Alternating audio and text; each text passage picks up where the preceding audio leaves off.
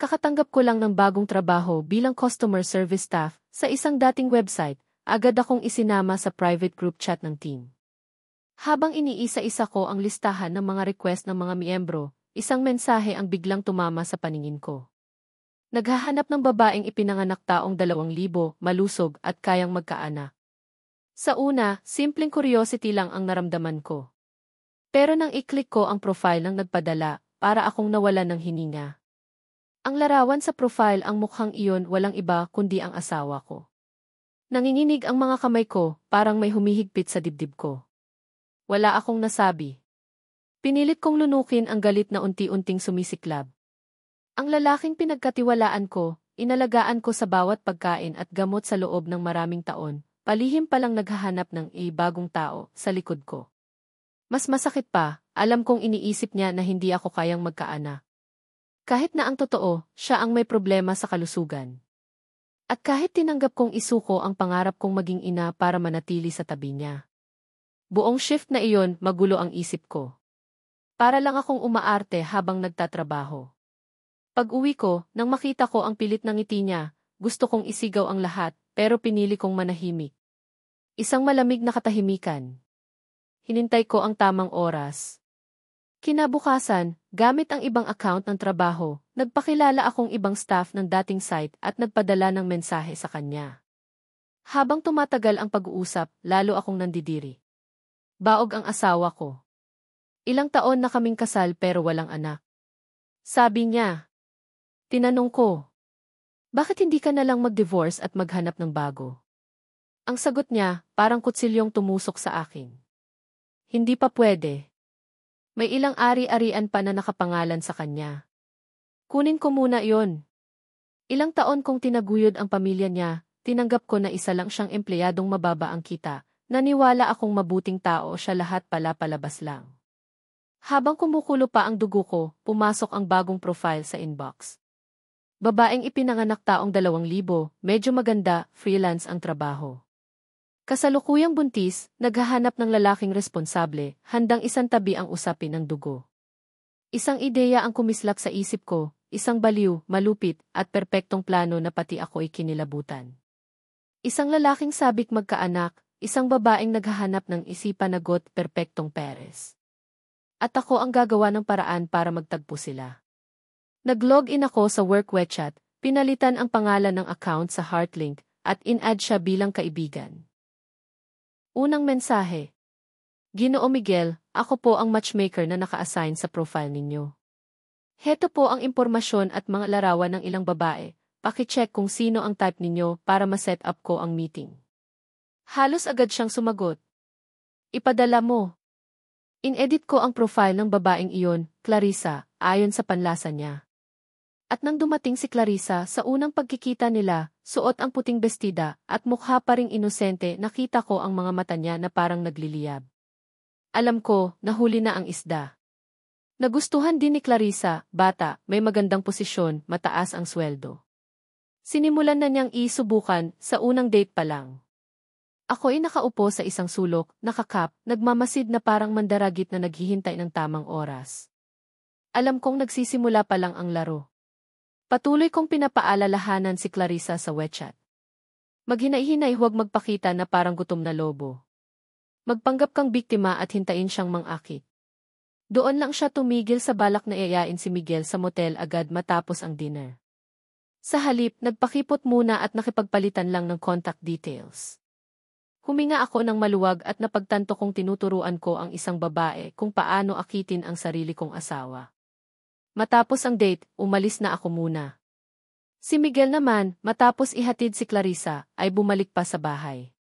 Pagpasok niya, parang gumaan ang pakiramdam at siya pa ang nagtanong. Kumusta ang bagong trabaho mo? Nasanay ka na ba? Habang nagliligpit ako, sagot ko. Ayos lang. Karamihan ng kita ay commission. Kunot-noo siyang sumagot. Hindi yan stable, Celestina. Dapat magplano ka para sa long term. Paano kung wala ka nang maasahan sa akin balang araw? Tumingin ako diretso sa kanya. Matagal na akong kumikita sa commission, baka nga mas malaki pa kita ko kaysa sa iyo. At saka anong ibig mong sabihin na wala nang maasahan sa iyo? Medyo umiwas ang tingin niya. Halimbawa mawalan ako ng trabaho.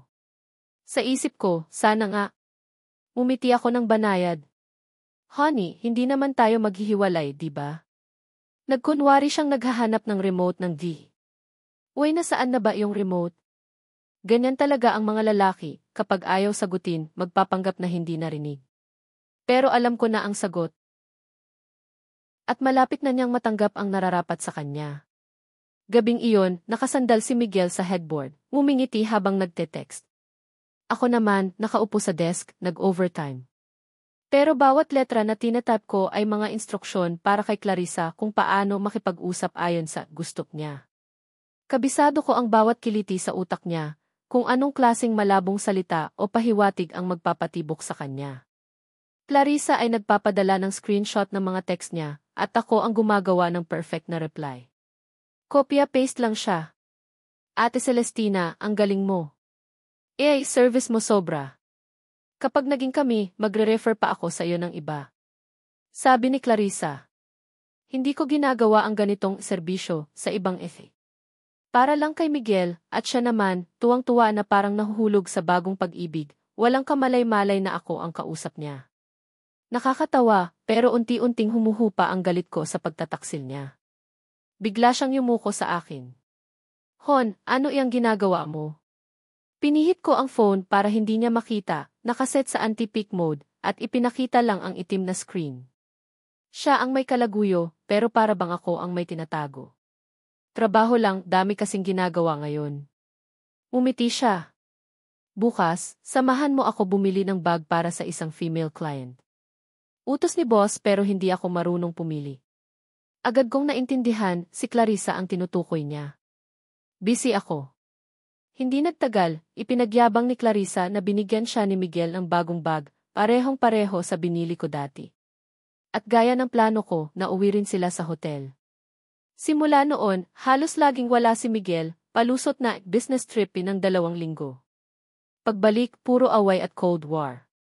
Halos 1 buwan ang lumipas, nag-text si Clarissa kay Miguel na buntis na siya at kailan sila magpapakasal. 2 araw matapos noon, pumunta siya sa opisina ko, dala ang regalo at isang makapal na pulang sobre. Ate Celestina, dapat tanggapin mo ito. Kung wala ka, paano ko makukuha ang ganitong kagandang asawa? May pera, galante.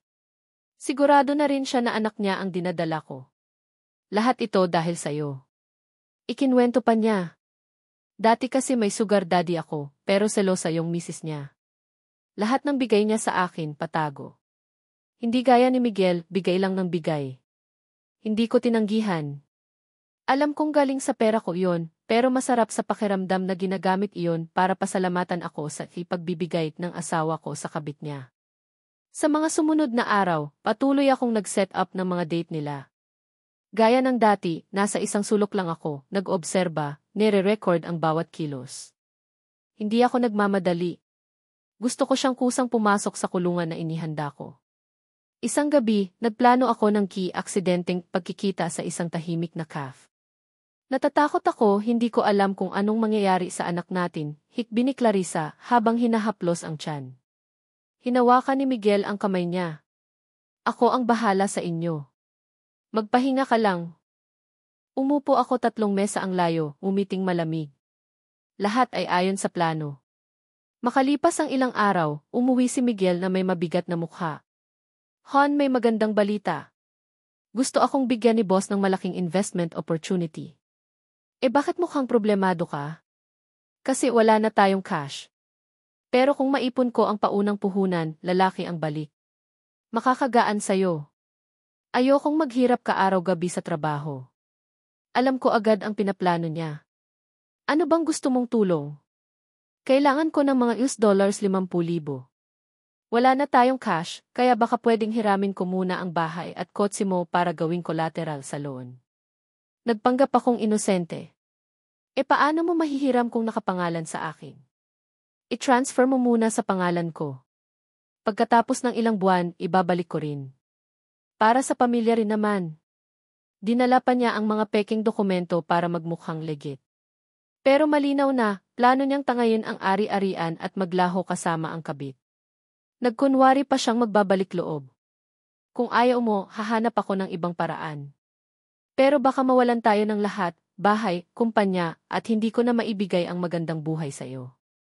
Hinawakan ko ang kamay niya. Alam mo namang tutulungan kita. Magkasama tayo sa hirap at ginhawa. Yumakap ako, pero pareho kaming may sariling iniisip.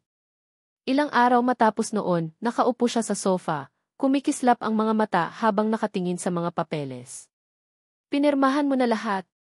Umiti ako, parang masunuring asawa. Mag-asawa naman tayo. Wala nang dapat pag-awayan.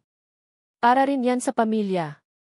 Mabilis niyang binaliktad ang mga pahina, kita ang tuwa sa mukha. Sa isip niya, malapit na siyang makalaya, may bago ng bahay, kotse at babae. Ang bait mo talaga, wifey. Sabay perma niya sa transfer papers. Sa ilalim ng ngiti naming dalawa, parehong may nakatagong plano. Pagkatapos makuha ni Miguel ang makapal na bungkos ng mga papeles, nagsimula na siyang magpakitang gilas. Kinagabihan, pagpasok pa lang sa bahay, nagkunwari siyang nadulas at sumigaw. Celestina! Anong klaseng paglilinis tong ginawa mo? Gusto mo bang mabali ang binti ko? Hindi doon natapos, gumawa pa siya ng dahilan para magalit, pinagmumura ako at binabagsak ang mesa habang ang mga mata niya'y puno ng galit, na parang hinihintay lang na magalit ako at umuwi sa bahay ng mga magulang ko. Alam ko na kaagad, ito ang unang hakbang sa marumi niyang plano.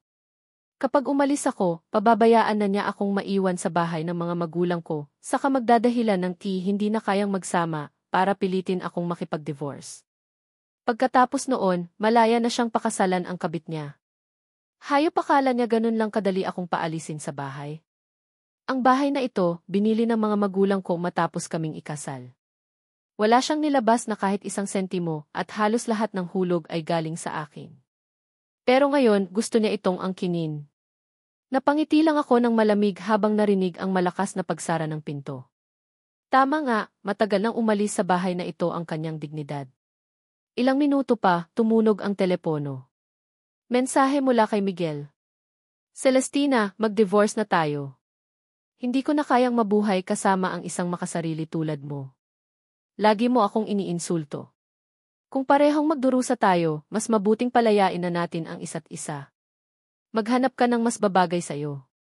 Ako, gusto ko lang maging totoo sa sarili ko. At sa mga sumunod na araw, ganoon pa rin, patuloy niyang ginagampanan ang papel ng kawawang asawa. Pero sa likod ko, araw-araw siyang nag-iisip ng paraan at inaalagaan si Clarissa. Kinabukasan, umalis siya ng maaga. Agad akong tumawag ng locksmith para palitan lahat ng kandado. Tanghali, nag-text si Clarissa, tuwang-tuwa na si Miguel daw ang nagdala sa kanya sa ospital para magpa-check up para sa pagbubuntis. Ipinagmamalaki pa niyang gusto raw ni Miguel ng maraming anak at nagpadala pa ng litrato sa harap ng malaking bahay ni Miguel. Halos matawa ako, bahay ko iyon at ngayon nakatayo lang siya sa harap ng pintong may bagong kandado. Saan makakakuha si Miguel ng pangalawang bahay? Malamang inuupahan lang. Hindi ko alam kung anong magiging reaksyon niya kapag nalaman ang totoo. Si Clarissa, walang kaalam-alam, nag-text ulit. Alam mo ba, siguro sa nakaraang buhay, nailigtas ko ang buong kalawakan kaya nakilala ko si Miguel. Noon, iniwan ako ng isang lalaking may asawa at winasak ang buhay ko, pero ngayon, nakilala ko si Miguel na tunay na nagpapahalaga sa akin. Tahimik lang ako. Sobra ang tiwala niya sa akin kaya ipinagmamalaki pa niyang minsan na siyang naging kabit sa mismong harap ng unang asawa. At hindi ko sisirain ang tiwalang iyon sa ngayon. Tumawag si Miguel. Galit ang boses. Celestina, anong ginawa mo at pinalitan mo ang kandado ng bahay? Hindi ko siya sinagot, bahala siyang mag-isip. Sumigaw ulit siya. Dadali ng nanay ko ang divorce papers dyan, buksan mo ang pinto. Ayon na naman ang biyenan kong laging minamaliit ako dahil hindi ako marunong mag-anak, samantalang ang totoo, anak niya ang may problema. Sagot ko, kalmado. Nagtatrabaho ako. Wala akong oras magbukas ng pinto. Galit na galit siya pero wala siyang nagawa. Kaya ang nanay niya mismo ang nagdala ng divorce papers sa opisina ko. Tumawag siya mula sa lobby. Anak, nandito ako sa reception, bumaba ka na. Umiti ako. Nasa labas ako para sa trabaho. Kung nagmamadali ka, maghintay ka. Kung hindi, dalhin mo na lang sa susunod. Nanginginig ang boses niya sa galit. Sinadya mo ba to? At gustong-gusto ko ito. Hanggang sa mawala ng pasensya si Miguel at mariin niyang sinabi. Ano ba ang gusto mo para pumayag kang mag-divorce? Sagot ko. Niloko mo ang pag-ibig ko, sinira mo ang pamilya natin. Iiwan ko sa'yo ang isang bagay, ang bahay na ito. Kung aalis ka ng walang dala, baka pag-isipan kong pumirma. Umisi siya. Selos na selos ka na kaya ka nababaliw. Napatingin lang ako sa kanya. Ang ilang insulto ay hindi nakakasakit sa akin. Ang mahalaga, alam kong ako ang maihawak ng laban. Sa huli, sumigaw siya. Managinip ka. Bahay natin to. Anong bahay natin? Bahay ko to, nanaginip ka lang, sagot ko. Bigla siyang tumawa ng malakas. Anong bahay mo? Sa papeles, akin na iyan. Nakalimutan mo. Nagkunwari akong nagulat na parang naloko niya talaga ako. Sinadya kong magpanggap na natataranta. Niloko mo ako. Lahat ng to, panloloko mo lang. Wala talagang negosyo, di ba? Agad niyang inamin, walang alinlangan. Tama ka. At anong iisipin mo? Na mamumuhay ako sa babaeng baog. Ngayon, kitang-kita ko na ang tunay niyang mukha. Sumigaw ako. Hayop ka. Kinabukasan ng umaga, maaga akong bumangon, naghugas ng mukha, nagbihis, at naghanda para pumunta sa tanggapan ng civil registry ayon sa aming napagkasunduan. Pagbukas ko ng pinto, bigla akong napatigil, nakaupo ang aking biyanang babae sa harap ng bahay, nakakunot ang noo, puno ng puot ang mukha. Celestina, babae kang walang puso. Mas malupit ka pa sa kamatayan. Ipinagkait sa'yo ng Diyos ang magkaanak para parusahan ang buong pamilya mo. Parang kutsilyong tumagos sa huling pader ng pagtitimpi ko ang kanyang mga salita. Sige, kung ginalaw mo na pati ang mga magulang ko, magbabayad ka. Sumandal ako sa hamba ng pinto, nakahalukip-kip at diretso ko siyang tinitigan. Mas mabuting tingnan mo muna kung anong klaseng anak meron ka. Inabot ko ang telepono ko at ipinakita sa kanya ang ilang mensahe. Malamig ang boses ko. Ganito mo ba tinuruan ang anak mong makipag-asawa? Nanlaki ang mata niya, pautal-utal. Saan mo nakuha yan? Umiti ako ng mapait. Ako ang manugang mo, di ba? O nakalimutan mo bang hindi pa kami legal na hiwalay? Nanginginig ang panga niya. Walang manugang dito na baog gaya mo. Medyo itinagilid ko ang ulo ko, maihalong panunukso ang tono. Sigurado ka bang baog ako? Ilang taon na kayong kasal pero wala pa ring anak. Ngayon, malapit na kaming naputol ang salita niya, napakagatlabi, saka nagmamadaling umalis. Mas mabuti pang mag-empath ka na. Umiti lang ako. Hindi dahil tama siya, kundi dahil alam kong mula ngayon, mabubuhay siya sa kaba. Bandang tanghali, tumawag si Miguel, galit. Bakit hindi ka pumunta sa civil registry? Ipinadala ko ang video ng nanay niya na nambabastos sa akin. Kalma kong sagot. Kasalanan ng nanay mo. Aalis na sana ako pero hinarang niya. Sumigaw siya. Magaling ka, huwag mo akong niloloko. Binaba niya ang telepono, iniwan akong nakatitig sa katahimikan ng bahay. Huminga ako ng malalim. Halos nasa dulo na ang plano ko, pero mabigat pa rin sa dibdib ko. Ilang taon akong nagtitiis para sa pamilya, at ngayon, ako mismo ang tatapos sa kasal na ito at haharap sa aking mga magulang. Naalala ko ang mga salita ni Papa noon, mariin ang pagtutol niya, sabi niya hindi mapagkakatiwalaan si Miguel. Pero bulag ako sa pagmamahal. Ngayon, malinaw na sakin ang lahat. Kinagabihan, pumasok ako sa isang bar na paborito namin noong kabataan. Malakas ang tugtog, kumikislap ang mga ilaw, at mabango ang halimuyak ng alak sa paligid. Umupo ako sa isang sulok at umorder ng matapang na cocktail, hindi para magdiwang, kundi para ipaalala sa sarili ko na hindi na maulit ang panlilinlang. Kakainom ko pa lang nang lumapit ang isang lalaki. Matangkad, nakaputing polo at may mahinahong tindig. Malalim at mahinang boses ang umalingaw sa kabila ng ingay. Pasensya na may nakaupo ba dito? Bahala ka, malamig kong sagot, hindi inaalis ang tingin sa aking baso. Umupo siya, umorder ng whiskey at bahagyang umiti. Parang kailangan mo nang makikinig. Umisi ako ng mapait, at ikaw, may sobra bang oras para sa mga kwento ng estranghero? Umiti lang siya. Minsan, mas totoo ang sinasabi ng mga estranghero kaysa sa mga kakilala. Hindi ko alam kung bakit, pero matagal kaming nag-usap ng gabing iyon. Ipinakilala niya ang sarili bilang si Rafael Mercado, isang engineer, magalang at may malawak na kaalaman. Mula noon, nagkaroon pa kami ng mas mahahabang pag-uusap. Pag-uwi ko, nag-text ako kay Clarice, ang kabit. Kaya ni Miguel, may petsa na ba ng kasal? Ang ganitong klasing lalaki, dapat pinanghahawakan mo. Sumagot agad siya, buwan ng susunod na buwan. Busy ako sa paghahanda, kaya hindi kita masyadong marereplyan. At nagpadala lang ako ng isang mensahe pabalik. Congratulations! Araw ng pagdinig sa diborsyo. Umagang iyon, madilim ang langit na parabang nagbabadya ng bagyong paparating. Matagal na nakaupo si Celestina sa harap ng salamin, mahigpit na hawak ang rosaryong ibinigay ng kanyang ina. Tahimik ang mukha sa salamin, ngunit sa mga matay may nagbabantang unos. Sa mga taong nagdaan sa kasal na ito, sapat na ang kanyang tiniis, pagtataksil, mga salitang nananakit, at mga balak na agawin ang mga ari-ari ang pinaghirapan niya bago pa sila ikasal. Ngayon, matatapos na ang lahat. Ngunit bawat pagtatapos ay may kabayaran. Kailangan niyang harapin ang tingin ng kanyang ama, ang taong matagal nang nagbabala na hindi mapagkakatiwalaan si Miguel. Kailangan niyang matutong magpatuloy mag-isa. Ngunit sa kaibuturan ng kanyang puso, may kirot pa rin, hindi dahil sa pag-ibig, kundi dahil sa pagbagsak ng lahat ng bagay na akala niya ay tunay na kaligayahan.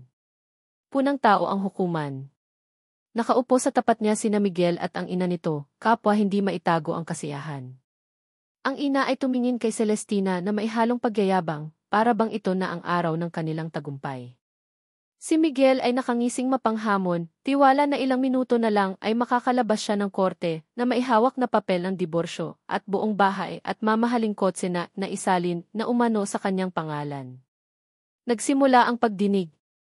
Binasa ng hukom ang mga dokumentong isinumite ni Miguel, mga papeles ng umano ipaglilipat ng titulo ng bahay at kotse.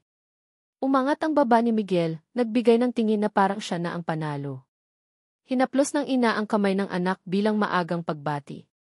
Ngunit tumayo si Celestina, mahinahong lumapit, at inabot sa hukuman ang isang makapal na folder.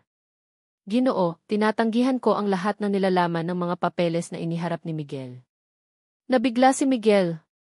Huwag mo akong paikutin, lagda mo mismo ang nasa mga papeles. Kalma ang tinig ni Celestina. Narito ang mga orihinal na titulo ng bahay at kotse, na may opisyal na kumpirmasyon mula sa tanggapan ng rehistro. Wala kaming ginawang kahit anong paglilipat. Ang mga dokumentong iniharap niya peke ang lahat. Nagbulong-bulungan ang mga tao. Tiningnan ng hukom ang bawat pahina, ikinumpara sa kopya ni Miguel. Tumayo si Miguel, nanginginig ang boses. Hindi. Totoo ang papeles ko. Agad niyang hinablot mula sa clerk ang kanyang kopya, tinitigan bawat letra, bawat tatak. Pawis ang bumalot sa noo niya. Ito ang kopya mula sa notaryo mismo. Lumapit ang eksperto sa pagsusuri at mariing nagsabi. Ang tatak ay kinopya gamit ang colored printing at ang lagda ay scan lamang. Hindi ito legal na dokumento. Parang tinamaan ng kulog si Miguel. Ikaw pinagplanuhan mo to. Umiti lang si Celestina, malamig. Hindi. Ipinakita ko lang ang katotohanan. Lahat kayo binayaran niya. Sigaw ni Miguel, sabay tawag sa telepono. Ngunit ang tinig sa kabilang linya ay kumpirmado ring wala sa talaan ang dokumentong hawak niya. Tumayo ang ina ni Miguel, maputla at hingal na hingal, hawak ang dibdib.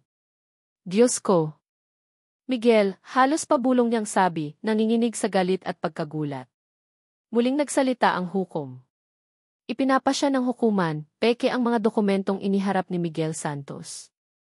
Ang bahay at kotse ay nananatili sa pangalan ni Celestina de la Vega. Ang kasal ninyo, sa araw na ito, ay opisyal nang tinatapos. 3 beses bumagsak ang martilyo ng hukom. Pumikit si Celestina, ramdam ang magaan na pakiramdam, parang isinara na ang pinakamadilim na kabanata ng kanyang buhay. Si Miguel, nanatiling nakatayo, nakatitig sa totoong mga papeles sa mesa ng hukom, nanlilimahid ang mukha sa pagkatalo. Ang ina niya, galit at walang masabi, ay napaupo na lamang, nakalugmok sa pagkadismaya. Lumabas si Celestina mula sa korte, sinalubong ng araw na sumisilip mula sa ulap. Sa wakas, hawak niya ang kalayaan at isang tahimik na tagumpay para sa sarili. Matapos ang lahat, paglabas ni Celestina mula sa silid ng hukuman noong araw na iyon, naramdaman niya ang may malaking bigat na nawala sa kanyang dibdib. Ngunit alam niyang doon palang magsisimula ang tunay na laban, ang laban upang bumangon at buuin muli ang sarili matapos ang maraming taon ng pagkaubos sa kasal nila ni Miguel. Kinabukasan, nagising siya ng maaga. Wala na ang boses ni Miguel sa kusina, wala na rin ang presensya niya sa loob ng bahay. Sa halip, sinalubong siya ng amoy ng bagong timplang kape at mahina, ngunit banayad na tugtog mula sa maliit na radyo. Sa unang pagkakataon matapos ang mahabang panahon, napansin ni Celestina kung gaano kapayapa at katahimikan ang umaga. Sa mga sumunod na araw, nagsimula na siyang bumalik sa trabaho sa opisina. Kilala si Celestina bilang isang mahusay na customer manager para sa isang kilalang dating api sa Pilipinas, kung saan siya ang responsable sa pagkonekta at pag-aalaga sa mga magkasintahang naghahanap ng pag-ibig. Dati, mabilis at sensitibo siya sa pagbasa ng emosyon ng mga gumagamit, ngunit sa mga huling buwan ng kanyang kasal, hati ang kanyang isipan, kalahati para sa trabaho, kalahati naman nadadala ng mga drama at kasinungalingan ni Miguel. Ngayon, bumalik na siya sa nakasanayang ritmo, pagsubaybay sa feedback ng kliyente, pagdalo sa mga meeting sa estratehiya, at pagplano ng mga kampanya sa marketing. Napansin ng kanyang mga katrabaho ang dating sigla at kumpiyansa niya. Hindi nagtagal, muling bumalik ang likas na enerhiya at tapang ni Celestina. Tuwing Sabado, nagkikita sila ng dalawa niyang matalik na kaibigan, sina Liza at Marjorie, ang nagsilbing haligi ng lakas niya noong panahong pakiramdam niya ay mag-isa siyang lumalaban sa buong mundo. Sa isang cafe sa tabi ng ilog, nagtatawanan sila habang nagkukwentuhan. Hindi mo alam kung gaano kami ka-proud sa'yo, Cel, sabi ni Liza, sabay abot ng cupcake. Noong nasa sitwasyon ka pa noon, natatakot kami na mawawala ka sa sarili mo. Pero ngayon tingnan mo ang sarili mo. Ngumiti si Celestina, ngunit may bahid pa rin ang pait sa ngiti. Kung wala kayo, hindi ko kakayanin. Kayo ang nagpapaalala sa akin kung sino talaga ako. Isang linggo, nagpasya siyang pumunta sa bahay ng kanyang mga magulang. Ilang linggo na mula nang huli silang magkita, at sa panahong iyon, iniisip niya kung paano haharapin ang kanyang ama. Naalala pa rin niya ang matigas na tono nito nang una niyang ipakilala si Miguel, hindi mapagkakatiwalaan ang lalaking yan, Celestina. Habang nagmamaneho, ramdam niya ang kaba. Sa isip niya, ini-imagine niya na sasalubungin siya ng mga salitang gaya ng, sabi ko na sayo, o di kung nakinig ka lang. Ngunit pagkapagbukas ng pinto at makita ang kanyang mga magulang, ibang-iba ang nangyari. Anak ti. Bulong ng ina niya, sabay yakap ng mahigpit, na parang ayaw siyang bitiwan. Naramdaman ni Celestina ang init ng yakap na iyon, halos manghina ang kanyang tuhod sa dami ng emosyon na biglang sumiklab. Lumapit ang kanyang ama, sa una iwalang sinabi, inilagay lang ang kamay sa kanyang balikat. Hindi kita sinisisi, Cel. Alam naming ginawa mo ang lahat para maisalba ang kasal na yan. Mas mabuting tinapos mo na ngayon kaysa magpatuloy sa pagdurusa, sabi niya, mababa ngunit malinaw ang boses. Hindi napigilan ni Celestina ang pagluha. Akala ko magagalit kayo. Akala ko pagalitan ninyo ako. Umiling ang ama niya. Hindi kita pinalaki para husgahan ka sa mga pagkakamali sa pag-ibig. Pinalaki kita para matutunan mong bumangon kapag nasaktan ka. Kinagabihan, magkasalo silang kumain ng hapunan sa katahimikan, ngunit hindi iyon mabigat na katahimikan, kundi isang katahimikang puno ng kapayapaan. Alam ni Celestina na anuman ang mangyari, mayroon pa rin siyang tahanang uwian. Sa mga sumunod na linggo, gumaan ang kanyang pakiramdam. Nagsimula siyang mag-ehersisyo tuwing umaga, magsulat sa kanyang journal tuwing gabi, at maglakbay kasama ang mga kaibigan sa mga lugar na matagal na niyang gustong puntahan.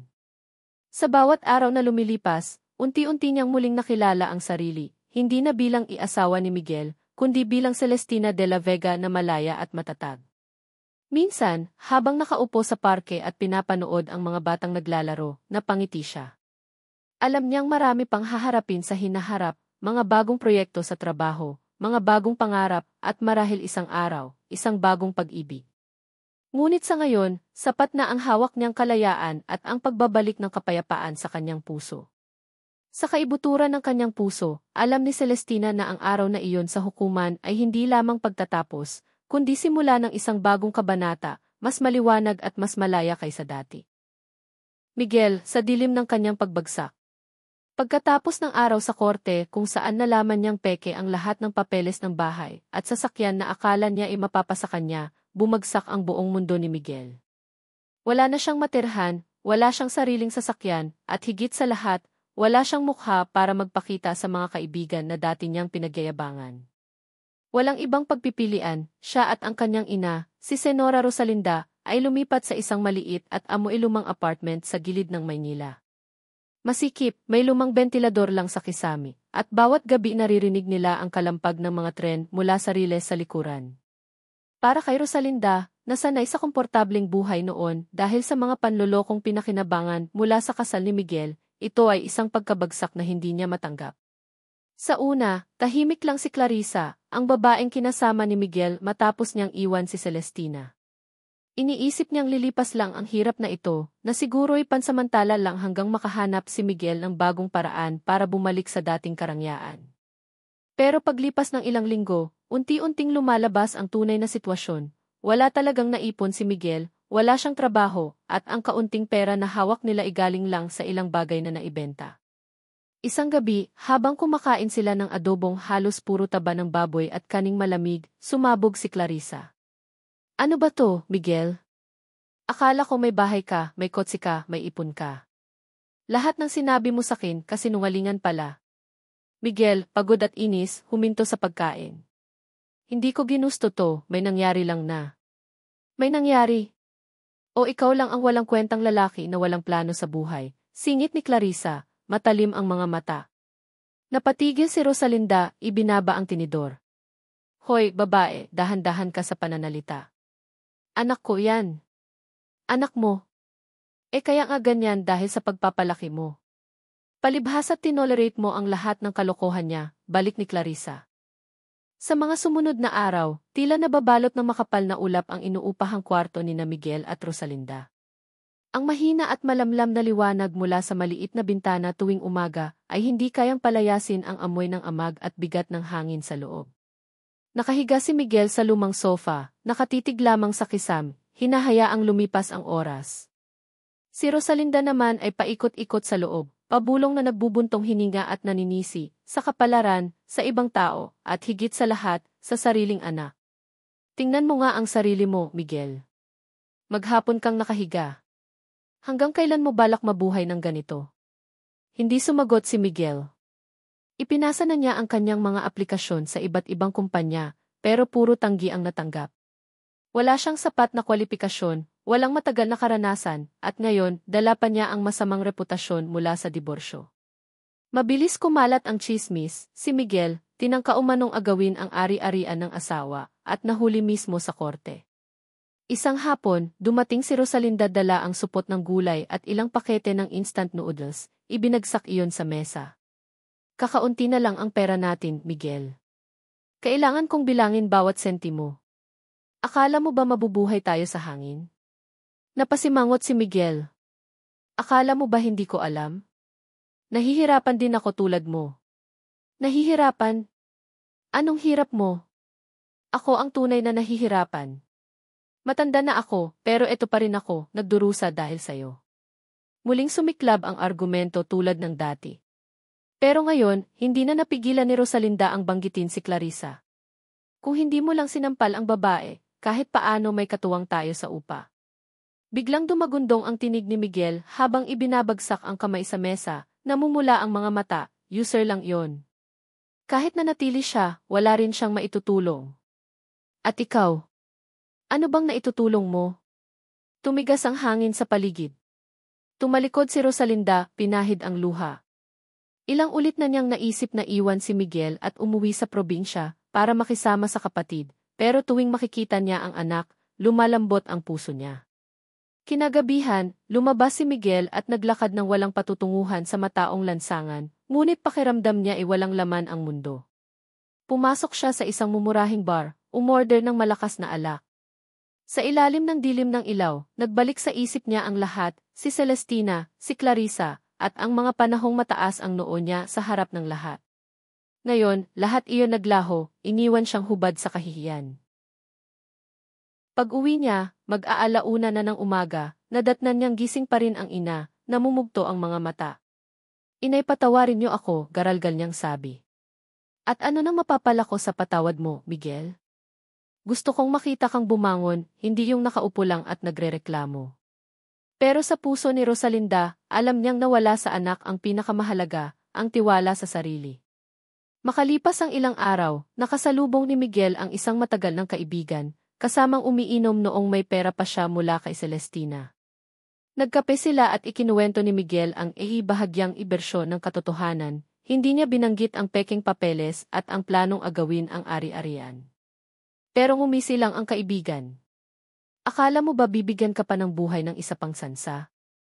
Sa tao kagaya mo, pag nawala ang kredibilidad, tapos na. Parang kutsilyong tumusok sa huling hibla ng pag-asa ni Miguel ang mga salitang iyon. Pag-uwi niya, ibinagsak ang pinto. Ano nang nangyari? Tanong ni Rosalinda. Wala. Pero inay, pakiramdam ko baka hindi na talaga ako makakabalik sa dati.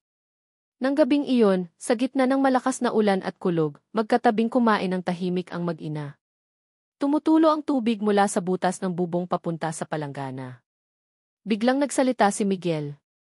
Kung iba lang ang nangyari noon sa korte, baka hindi ganito ngayon. Binitiwan ni Rosalinda ang kutsara at tinidor, mapait ang tinig. Kung hindi ka lang naging gahaman, Miguel, baka hindi rin ganito ngayon. Hindi na sumagot si Miguel. Alam niyang totoo ang sinabi ng ina, at mas mabigat pa iyon kaysa sa bagyong humahampas sa labas. Pagkaraan ng ilang linggo ng kahirapan, isang gabi habang nagbabasa si Miguel ng classified ads, biglang nagsalita si Rosalinda. Miguel, naisip mo na bang pakasalan si Clarissa? Napatigil si Miguel. Pakasalan? Inay, iniwan na niya ako. Iniwan ka. Pero kilala mo naman ang mga babae. Kapag marunong kang magpakumbaba at magsalita ng matamis, lalo na kung may pangako ka ng mas magandang bukas, babalik yan. At tandaan mo, may dala siyang dugo mo, apo ko yon. Malay mo pa, kung magpakasal kayo, may maibigay siyang dote. Tahimik si Miguel, pero unti-unting nabuo sa isip niya ang ideya. Totoo, wala namang marangyang buhay si Clarissa, at baka gusto rin itong magkaroon ng kaagapay. Higit pa roon, ang kasal ay paraan para ipakita kay Celestina na hindi siya talunan matapos ang diborsyo. Ilang araw ang lumipas, muling hinarap ni Miguel si Clarissa. Sa una, malamig siya, pero ginamit ni Miguel ang imahe ng lalaking nagsisisi. Ikinuwento ang hirap ng mga nakaraang araw at ipinangako ang isang mas matatag na kinabukasan. Makalipas ang ilang araw na pag-aalangan, pumayag din si Clarissa, bahagyang dahil sa natitirang damdamin, bahagyang dahil sawa na rin siya sa pamumuhay mag-isa.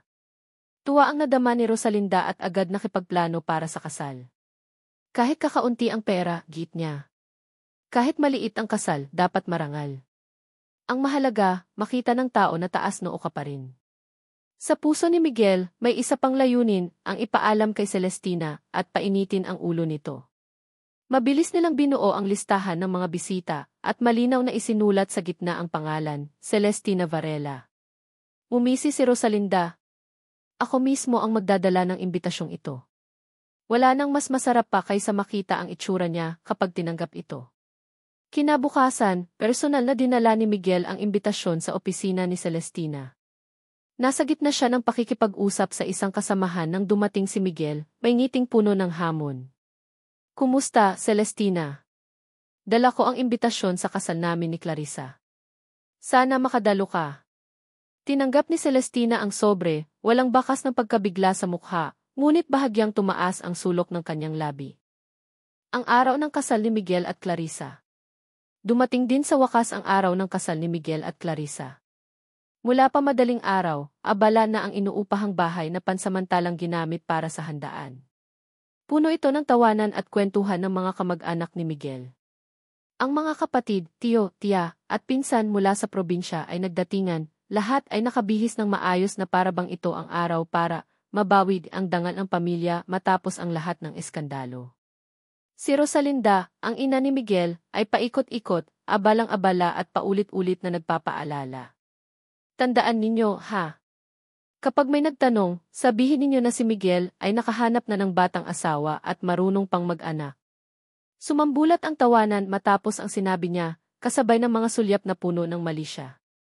Alam ng buong pamilya na buntis si Clarissa, at sa isip nila, ito ay tagumpay ni Miguel matapos ang diborsyo kay Celestina. Ngunit nang dumating si Celestina sa handaan, nakasuot ng elegante at simple, ngunit mamahaling damit, maayos ang nakabuhol na buhok, at may kumikislap ng ngiti sa labi, nagbago agad ang ekspresyon ng mga kamag-anak. Ang ilan sa mga babae ay sinipat siya mula ulo hanggang paa, bahagyang tumango pero halatang maihalong pang-aalipusta sa tingin. Ang ilan sa mga lalaki na may nagbubulungan. Iyan ang babaeng wala namang laman. Tingnan mo ngayon, si Miguel may batang asawa na't magdadala pa ng anak. Nga! Babaeng di marunong mag-anak, tiyak iiwanan. Hindi pinalampas ni Rosalinda ang pagkakataon, nilapitan niya si Celestina at ngumiting puno ng pang-uyam. Salamat at naparito ka. Bihira yatang makita na ang dating asawa ay nagbibigay ng basbas sa kasal ng ex. Siguro masaya ka para kay Miguel, lalo na't magkakaanak na siya, ano? Bahagyang umiti si Celestina at mahinahong sumagot. Lagi kong hangad ang kaligayahan ng lahat. Ngunit sa kislap ng kanyang mga mata, may bahid ng lamig. Alam niyang ang araw na ito ay hindi tatakbo ayon sa kanilang inaasahan. Sa likod ng entablado, abala si Clarissa sa pagpapaganda nang dumating ang isang mensahe sa kanyang telepono. Galing ito sa isang matandang lalaki na minsan ay sumusuporta sa kanya noong siya ay namumuhay ng marangya at malaya. Kasama ng mensahe ang litrato ng dokumento para sa isang bahay sa ibang bansa at sulat. Ang bahay na ito ay regalo. Kapag lumipat ka rito, may magpapadala ng pera buwan-buwan. Ang tanging kailangan mo lang gawin ay tuparin ang pangako mo, manatili sa aking tabi, gaya ng dati. Kasama rin ang kumpirmasyon ng malaking halaga na pumasok sa kanyang account ngayong umaga. Natigilan si Clarissa. Parang alon na sabay-sabay sumalpok sa kanyang isip. Sumilip siya sa salamin, isang batang babae, maganda, nakasuot ng puting bestida, ngunit nakatakdang ikasal sa isang lalaking walang bahay, walang kotse, at walang malinaw na kinabukasan. Sa kabilang banda, may naghihintay na buhay marangya, walang iniintinding problema. Hindi na siya nagdalawang isip. Itinaas niya ang lailayan ng bestida, kinuha ang maliit na maleta na matagal nang nakahanda, at dumaan sa likod na pinto. Wala siyang iniwang paliwanag. Ang oras ng seremonya, ang dago. Tumunog ang musika at umupo na ang mga bisita. Ipinakilala ng MC. Inaanyayahan natin ang ating nobya, si Clarissa, upang pumasok sa bulwagan. Ngunit lumipas ang ilang segundo, walang lumalabas. Dumating ang isang staff sa gilid ng entablado at may bumulong kay Rosalinda. Biglang namutla ang kanyang mukha at sumunod ay namula sa galit. Napatitig siya, nanginginig at mahigpit na humawak sa upuan. Hindi impossible. At nawalan siya ng malay. Nagsigawan at nagkagulo ang mga kamag-anak habang inalalayan siya palabas. Samantala, nagmamadaling pumasok si Miguel sa silid handa, ngunit wala siyang nadatnan, kundi ang bestidang pangkasal na nakasabit at isang blangkong papel sa mesa. Mabilis kumalat ang bulungan. Tumakas ang nobya. Baka nagsisi o may nahanap na mas mayaman. Pagbalik ni Miguel sa bulwagan, ramdam niya ang pagbabago ng tingin ng lahat sa kanya. Ang dating mga papuri ay napalitan ng pangungutya. Hindi pa nagsisimula, iniwan na agad. Malas naman. Baka naengkanto. At sigurado ba silang anak niya ang nasa tiyan noon? Galit na galit, tinawagan ni Miguel si Clarissa.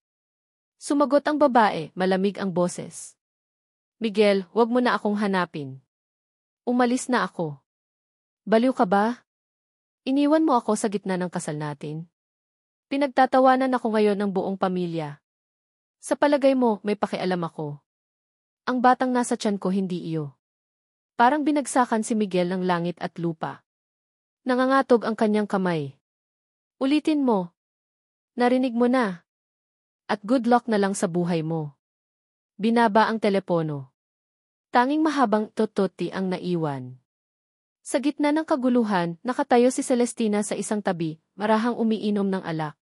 Sa kanyang mga mata, Bakas ang lubos na kasiyahan habang pinapanood si Miguel na winawasak ng kahihiyan sa harap ng sariling pamilya. Bigla, sa malaking screen na nakalaan para sa slideshow ng mga larawan ng kasal, lumitaw ang isang scanned document, isang medical certificate. Nakasaad dito, si Miguel ay matagal nang walang kakayahang magkaanak. Mula sa bulungan ay naging mga tawa at may halong pang-uyam na pag-iling. Ang ilan ay tumingin kay Miguel na parang nakakita ng pinakamalaking biro ng kanilang buhay. Sinong naglagay niyan? Sigaw ni Miguel sa teknisyan. Ngunit mumiti lang si Celestina at iniangat ang kanyang baso na para bang nagpapaalam. Walang nobya, walang dangal, ang kasal ay naging katatawanan ng buong lugar. Nang magkamalay si Rosalinda, agad niyang sinermonan ang anak sa harap ng lahat. May mga kamag-anak na umalis nang hindi man lang nagpaalam. Naupo si Miguel, nakayuko, hawak ang ulo. Natapos ang lahat sa loob lamang ng isang hapon. At ang pinakamasakit, alam niyang nakita at nasaksihan ni Celestina ang lahat. Pag-alis ni Celestina, dala niya ang isang magaan na ngiti. Hindi niya planong tumakas si Clarissa, pero naging perpektong pampalasa ito sa huling yugto. Sa kanyang puso, ramdam niya ang ganap na paglaya, tapos na ang nakaraan, at nagwagi siya sa paraang higit pa sa kanyang inasahan.